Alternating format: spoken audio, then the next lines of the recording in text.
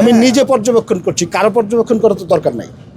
আপনি ডিউটি করছেন না, আমি কোন দিন আসি নাই, 2 বেলা আসি নাই, আপনি কারোর দিয়ে আপনার কি দরকার, আমাকে দেখেন না। ভাড়ার বিষয়ে আমরা কোনো কমপ্লেন কোথাও পাইনি। আপনার দেশের বাড়ি কোথায়? আমার ঢাকা। ঢাকা। লঞ্চে উঠেছেন কখনো? কম। খুব কম, এই কারণে আপনার অভিজ্ঞতা নেই। একটি লঞ্চের সামনে লেখা থাকে তার ধারণ ক্ষমতা কত। গতবারও আমাদেরকে অভিযোগ করেছে সাংবাদিক, আমি ওই সাংবাদিককে নিয়ে ভিতরে গিয়ে গুনে দেখিয়েছি। ঠিক আছে। আরেকটি জিনিস মনে রাখবেন যে যখন লঞ্চ একটি বৃহৎ পরিসরের যাত্রী সেবার পরিবহন, যখন 100-200 লোক লঞ্চে উঠে যায়, কেউ ছাদে উঠবে, কেউ লঞ্চের সামনে এসে ছবি তুলবে, কেউ বন্ধুর সাথে গল্প করবে, কেউ প্রকৃতি সৌন্দর্য উপভোগ করবে, বাইরে থেকে কিন্তু অনেক অনেক মানুষ বোঝা যায়। দয়া করে ভিতরে যাবেন, প্রত্যেকটি জাহাজের সামনে তার ধারণ ক্ষমতা লেখা আছে, সেটি হয়েছে কিনা আপনি পরখ করে দেখবেন। সেটা কি আমার অনুরোধ। পর্যবেক্ষণ করে যে আমি নিজে পর্যবেক্ষণ করছি, কারো পর্যবেক্ষণ করার তো দরকার নাই। আপনি ডিউটি করছেন না, আমি কোন দিন আসি নাই, 2 বেলা আসি নাই, আপনি কারোর দিয়ে আপনার কি দরকার, আমাকে দেখেন না।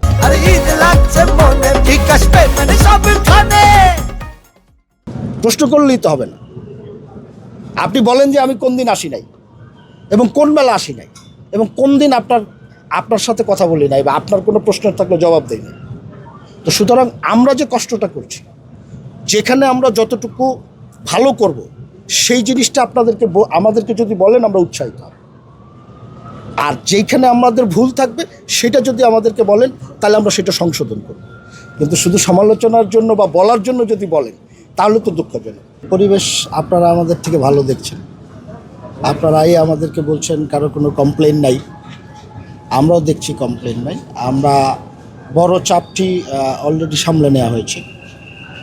আগামীকাল ঈদের দিন, এই কোরবানির ঈদে একটি বাড়তি চাপ থাকে ঈদের দিন এবং ঈদের পরের দিন।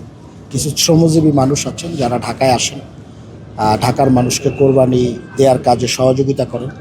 এই মানুষগুলো আবার ফিরে যান ঈদের দিন বিকেলে এবং ঈদের পরের দিন। তো আমাদের সবগুলো লঞ্চ যেগুলো নির্ধারিত রুটে চলার কথা, সবগুলো লঞ্চ নির্ধারিত রুটে চলবে ঈদের দিন এবং ঈদের পরের দিন, এবং তারপরেও প্রতিনিয়ত চলবে।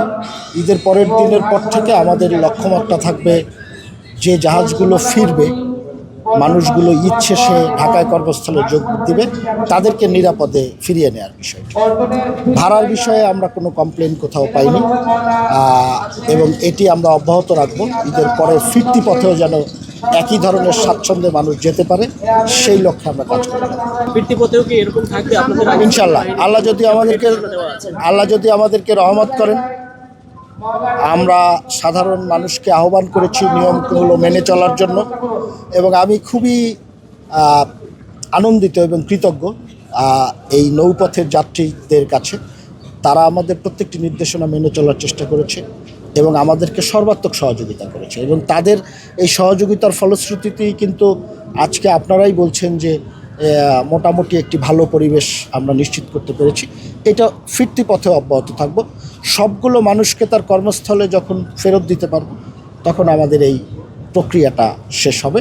তার পরবর্তীতে নিয়মিত যে কার্যক্রম সেগুলো তো চলবে। সেটা যদি বলি যে হকার নেই আর কি ঘাটে, আর হচ্ছে যে নৌকার যে উদ্যোগটা নিয়েছেন যে নৌকা বন্ধ, নৌকায় যাত্রী চলাচল, এটা কীরকম ফলাফল আসছে আপনার মনে হয়? এটা খুবই ভালো ফলাফল। আপনারা দেখতে পাচ্ছেন এখানে যাত্রীরা ছাড়া কোনো অবাঞ্ছিত লোক নেই, যে কারণেই প্যাসেঞ্জাররা এখানে খুব সাবলীলভাবে লঞ্চে ওঠানামা করতে পারছে, স্বাভাবিকভাবে তারা চলাফেরা করতে পারছে, এবং তাদের যে অভিযোগ করার বিষয়টি, সেই বিষয়টি অনেকখানি শূন্যে নেমে এসেছে। কারণ অভিযোগ করলে আপনাদের কাছে সবার আগে করে। তো সেই জায়গাটি থেকে আমরা এই জিনিসগুলো কন্টিনিউ করার চেষ্টা করব। আমরা যে কাজগুলো করছি পার্মানেন্টলি করার চেষ্টা করছি, এবং এই নৌপথকে আমরা আধুনিক এবং যুগোপযোগী করে, এবং বাংলাদেশের যে একটি ঐতিহ্যবাহী এই যাত্রী পরিবহন সেবা, এটিকে আমরা ধরে রাখার চেষ্টা করব এবং আপনাদেরকে আরও স্বাচ্ছন্দ্য দেওয়ার চেষ্টা করব।